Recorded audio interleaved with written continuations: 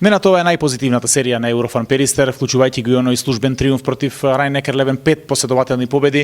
Сето тоа ја јакне хемијата во тимот и следува можеби најбитниот меч. Малку растеретени заради пласманот, меѓутоа се уште со можност за остварување на дополнителна цел, пласман на второто место во групата во Шафхаузен. Точно така, како што споменавте, ова ни е пета победа во низа и ова утакмица со Татран Прешов беше многу важна за да ја остане хемијата како што беше до сега.